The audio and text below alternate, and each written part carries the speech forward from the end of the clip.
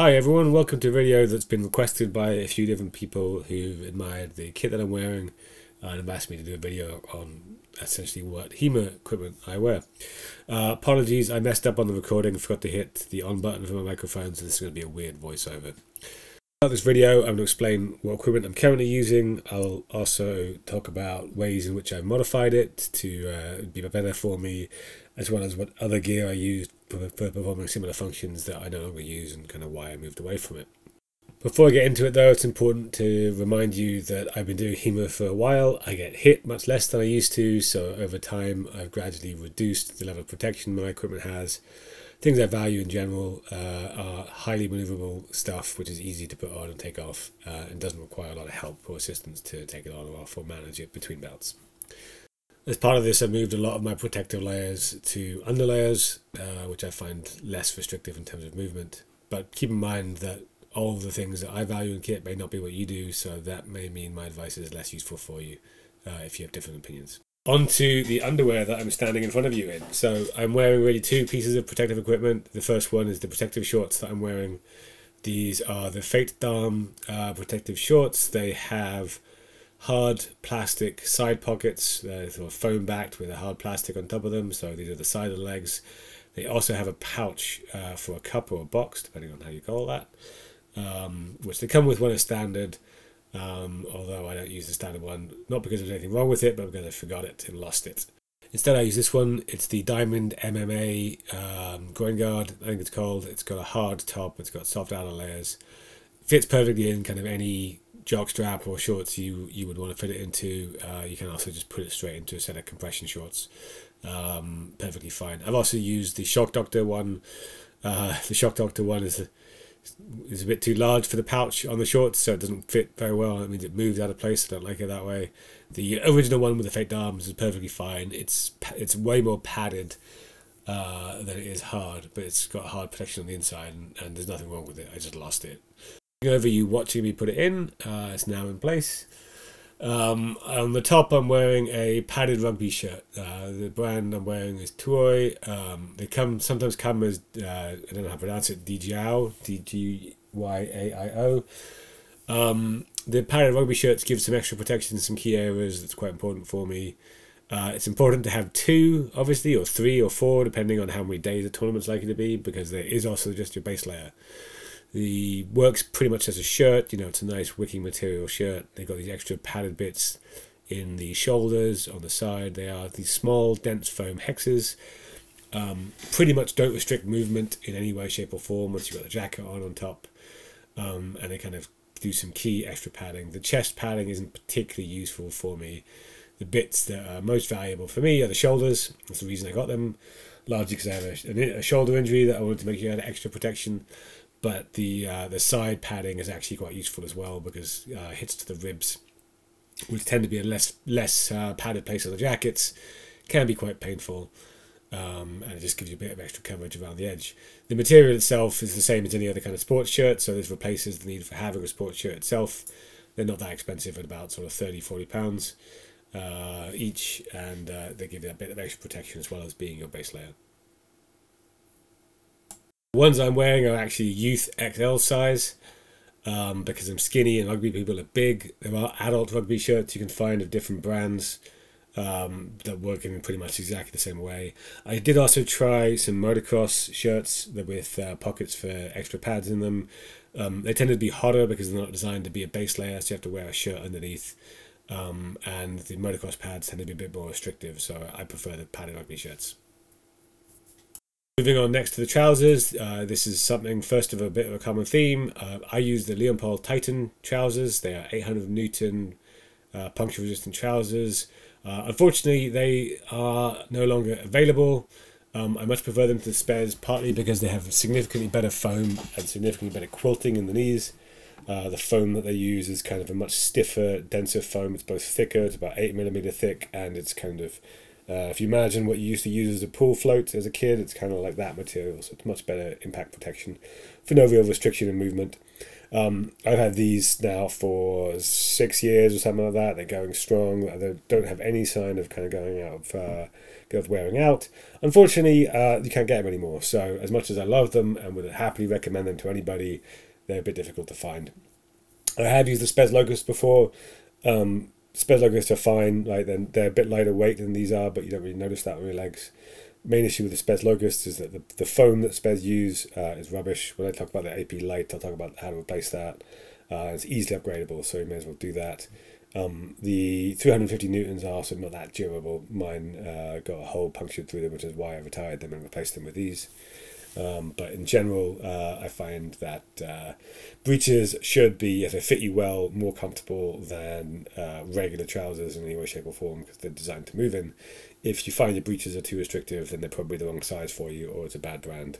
But I've really only used these and the Spez Locusts before. Next up is the chest protector. First thing to note, it's a chest protector, not a plastron. Plastron is a soft thing. This is a hard plastic chest protector. People get that term wrong all the time. This is the Leopold Masterguard. I believe this is a medium, maybe a large. It fits well. It fits under the jacket. It's mildly flexible, so it sort of stays close to the body, and gives you nice, good protection against thrusts coming in. Most tournaments don't require men to wear chest protectors, but honestly, I would advise it. If you get a good fitting one, you won't really notice it underneath the jacket, and it really makes it much more pleasant to be thrust in. If you have breasts, I've been told that actually it's much better to get the flat one like I've got here rather than the breast-shaped one, because it kind of deflects things away and spreads the weight evenly, spreads the pressure evenly rather than pushes it towards your sternum. The other kinds I've tried the PBT version of this. That has much stiffer plastic, and frankly, if it doesn't fit exactly to your body shape, it's just really uncomfortable. I wouldn't recommend it. It's quite hard to move in. I've also tried the Tempest Fugitives one, which is similar to this, but with a bit of foam underneath. I found that slightly more restrictive, but it had better coverage to it. Other people have said it's perfectly fine. Really, the difference between the two is just a matter of taste. Certainly, if you have a Tempest and you're happy with it, I wouldn't recommend switching. But the Tempest one isn't available anymore. So, of the ones that you can currently just buy, the Leopold Masterguard is the only one I can really recommend. Overall, the jacket that I use is the Spez AP Light. I'm very much happy with this jacket, with one exception, which is that the foam that Spez produce anything with as standard is shit. So I replaced it all. I replaced the foam with a closed-cell polyurethane called Plastizote. That really takes about 15 minutes to do the replacement. You just kind of cut it in size and replace the pockets. Plastizote is more dense, so it's better protection, more durable. It's also waterproof, so you can just wash the jacket and leave it in it, so it makes it much easier to keep the jacket clean. I've also used the Officer jacket. The Officer is strictly worse than the Spez AP Light because it doesn't have the foam insert, and the cut of the chest for the top of the chest is very awkward for longsword. It's fine for single-handed weapons, but it's a bit tight for longsword. The regular AP is good too. I still use that for my club jacket. It's more restrictive, it's heavier. I prefer the AP Light, although it definitely is less protective. The other sort of available jacket I've used is a St. George jacket, which is fine. It's got good protection except for the forearms. It really doesn't work well with my arm guards, which is the main reason I stopped using it. It also rides up much more than the AP Light. I find with the back strap, the AP Light kind of sits in place no matter how you move. Whereas the St. George I found really didn't kind of hide guards for long swords. It's probably better as a single-handed sword jacket, which is unsurprising because it's built out of a coaching jacket for sport fencing. Next, I'm going to talk about my arm guards. These are slightly unusual. What you're looking at here are motocross pads or motorcycle pads by a brand called Sastec. I've tried a few different motorcycle pads. The Sastec ones are the only ones I can really recommend. I'm using the Sastec SC 132s, which are the large ones, and 133s together to make forearm guards. One goes on the outside, one goes on the inside. This is a dense viscoelastic foam. It takes a hit well, at least as solid as some plastic arm guards I've had in terms of direct hit. The downside is that it does have a small gap at the underarm, but that is almost never hit because it's a position that just doesn't really get hit by a sword very much. Other arm guards I've used have been the Destroyer Mods ones. They have an even bigger gap. and kind of worse protection because they're just kind of plastic and they don't need as much. I've used the Spez Vector ones. They're way too bulky, although they are good protection, but you can barely move in them, so it's kind of pointless. And the Neyman Styrogum ones, which are no longer available, they weren't bad. They were worse protection than these in terms of direct hit and much bulkier, but they were more or less fine, and they included an elbow cup. But they're not available anymore anyway, so that's kind of irrelevant.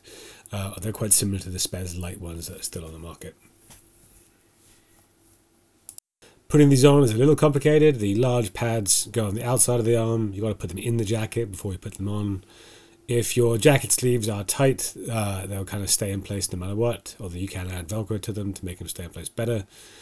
This is why the St. George jacket really didn't work for these, because it was way too loose in the sleeves to kind of fit them. Once both are in, the jacket goes on, and to be honest, if I'm doing something light like rapier, I'll probably just use these outer ones and not bother with the inner ones. Because that gives you a nice solid protection on the outside, which is the place that gets hit hardest and hit the most. But for longsword, obviously I'll put these ones in as well. That really just involves taking the small pad, small end first, shoving up the sleeve like that. These ones do have Velcro on for the small pads, which helps keep them in place. Being careful not to leave a gap at the top. Any gap is at the bottom there, as I mentioned earlier. It doesn't really get hit there. It's only kind of a couple centimeters. No worse than I've seen for a lot of other arm guards, like using sparring glove cuffs or anything like that. They do need additional elbow pads, but the forearms themselves are now kind of fully protected. And as I said before, a direct hit is perfectly safe, and you can move very well. The elbows I use are the standard Spez elbow cup. They're pretty much ubiquitous across certainly the UK HEMA. Good solid protection. They go on the outside. They last quite a while. These ones are probably 5 years old. I've got another pair which is even older that I keep at the club. The downside of these is that they don't fit anybody. They are way too big. The straps are way too big. As you can probably see already, I have made a small modification to mine, which is I've added Velcro to the plastic directly. This is stick-on Velcro. It costs like a couple pounds for a few meters of it. You need way less than you'll get in a single roll. You just cut it in place and stick it on, and it stays in place. That allows you to make a much tighter fit. So this right now is if I just use the standard Velcro. As you can see, it is very loose on my arm. The mid-sized man here, right? So smaller than me, it's going to be even looser. You can just add the Velcro. That means you can tighten it as much as you need it to, and now it stays perfectly well in place. It's just significantly better. Obviously, these require you to be wearing a jacket, but most of the times you would want elbow cups to be wearing a jacket anyway. So with that one small fix, it becomes a significantly better product and just much easier to fit pretty much anyone rather than, well, pretty much no one. Next up is the Gorget, which is dangerously easy to forget, like I did here. Very important piece of equipment protecting your throat. This is the Red Dragon Gorget. It's just had the Red Dragon bit coloured in, so I know which one is mine. Nice and flexible, nice and cheap. Has a hard plastic or semi-hard that is then sort of bending away from where you'll be stabbed, and really good padding. So I find it probably actually one of the more comfortable Gorgets. The bib is also nice because it creates a nice solid protection that is combined with the chest protector, means that any kind of thrust coming in is pretty much covered. I have used some other Gorgets. I've used the Destroyer Mods one. I don't particularly like that one. It's got a hard plastic plate and minimal padding, but it's very easy for thrust to go around the hard plastic plate, and the hard plastic has this weird lip that interferes with a lot of jackets. I've also used the Vitus one, which is articulated plastic with a low level of padding. I like more padding. I find the pure plastic ones quite painful when I get thrust because it just pushes the hard plastic into the throat. Other people prefer the Vitus one, so I'm definitely not necessarily telling you that it's bad. I'm just saying I don't like it. And then the other one I've used is the PBT. PBT is identical to the Red Dragon, except for it's got flaps to give a bit of collarbone protection. That collarbone protection, both my the rugby shirts give better protection there anyway, and that collarbone protection kind of gets in the way quite a bit, especially for high guards. I find a lot of short people in particular say that the PBT collarbone protection is particularly bad for them. The Red Dragon ultimately is inexpensive. It is good enough. I've taken some very stiff thrust to the neck in it. and it's lasted me well. And this particular one must be 7 or 8 years old as well, and it's still going strong.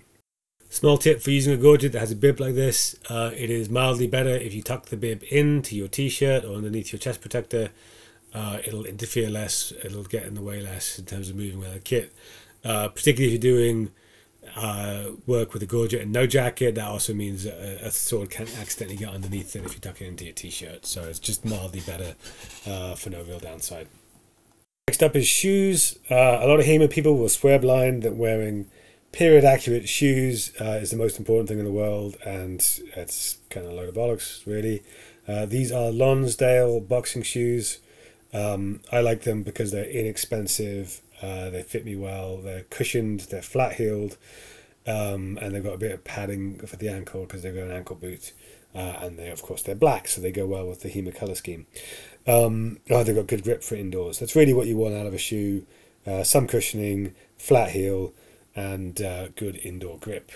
I've also used squash shoes. I've also used just kind of regular trainers, and I've used Vivo barefoot shoes. The problem with all shoes is that fencing kills them. So you don't want anything expensive because, like, the Vivos, for instance, last about 2 months of fencing before they start falling apart. The squash shoes are fine, nothing really wrong with them, but they're a bit more expensive than the Lonsdale shoes. And will also die. And yeah, the high heel on a running trainer is not ideal for kind of fencing movements. Indoor sports shoes really is all that really matters. The next up is something that most people won't need. I wear cycling gloves as an inner glove. I have had a number of injuries on the palm in various gloves, in spares, in light gloves, in Red Dragon. And as a result, I prefer to have a bit of extra palm padding. Pretty much no HEMA glove has much padding on the palm. And as I say, I've had, I think, 4 injuries to the palm at this point. So that little bit of extra padding is nice. Just any kind of cheap brand of cycling glove will do. These ones particularly are washable, which is why I got them, so that they don't end up being super stinky. And so they've got some padding in kind of key places. Next up, another one that most people don't need: sports bandana. I won't say any particular brand because they're a dime a dozen on Amazon or any sports shop. This is really only something you're going to need if you're bald. Let's face it, if you've got your own, you've got a head of hair, you've already got a sports bandana built in. If you're bald and you find that sweat is running into your eyes on a regular basis, like I used to, sports bandanas are a really useful quick trick. But they're cheap and any brand is the same. Next up, leg guards. Unfortunately, the leg guards I use are not available anymore anywhere. These are the Fox Launch leg guards.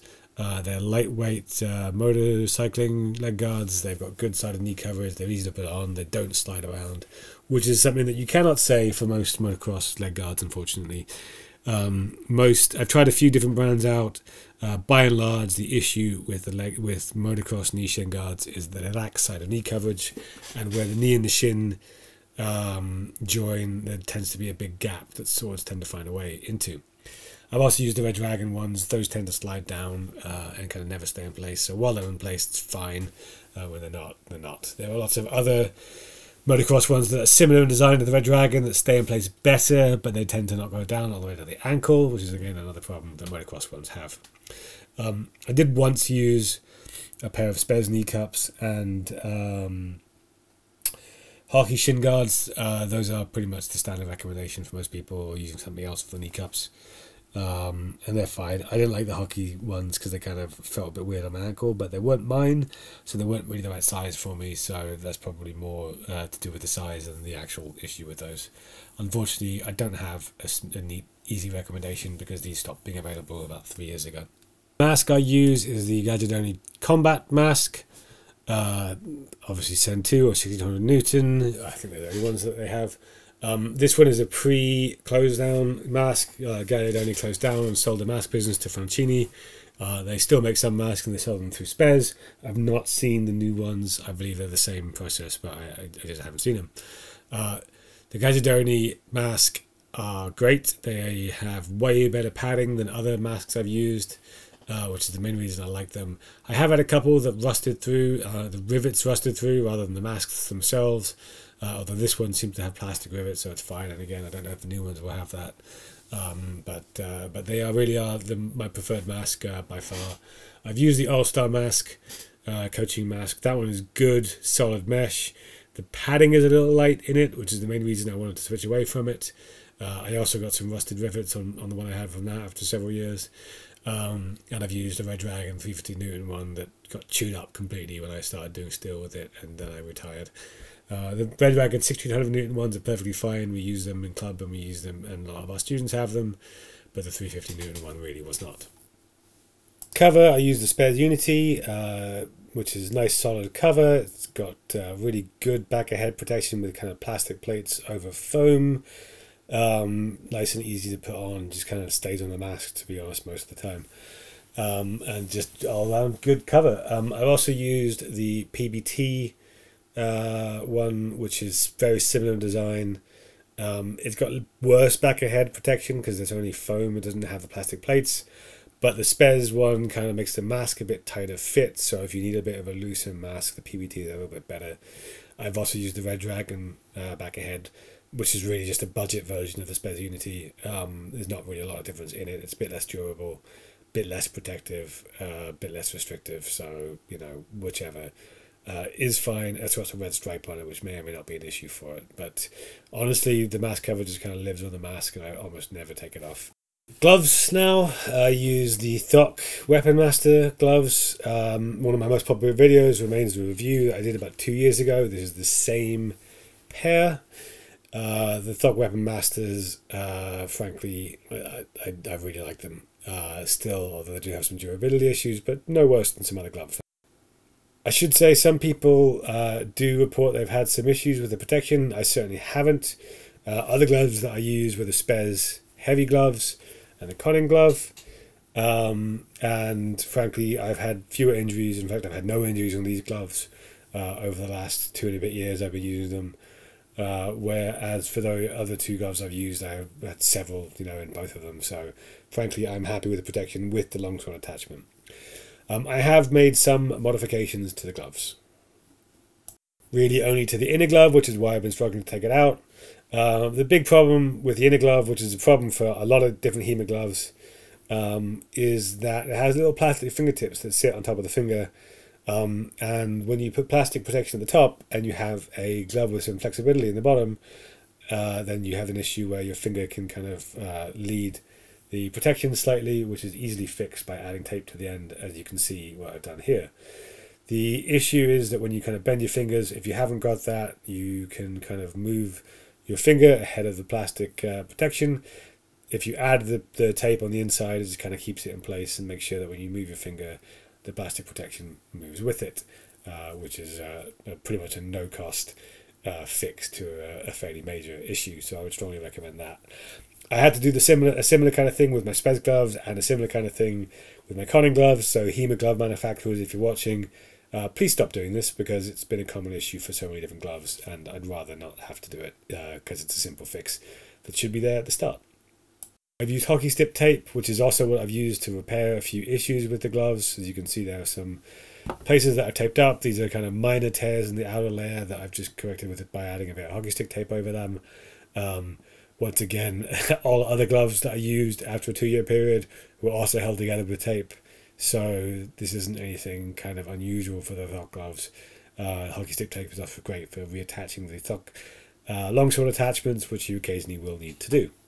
Stress that for longsword, I absolutely do use the longsword attachment. While it's ugly and a bit of a faff, I do think it is necessary to use these gloves safely for longsword. It covers some quite bad gaps that, you know, are known to be there and are covered by knuckle bows or anything like that if you're doing single-handed weapons. But for longsword, yep, I'm sorry, use the longsword attachments, even if they are a bit naff. Last but not least, the sword. This is my tournament longsword, the Aureus. I'm only going to talk about longsword because it's the one I've got the most comparisons for. I absolutely love the Aureus. This is the Alexander 3, I believe, maybe the Alexander 4. Some Aureus come a bit stiff, but this one's a nice, comfortable 13 kilograms.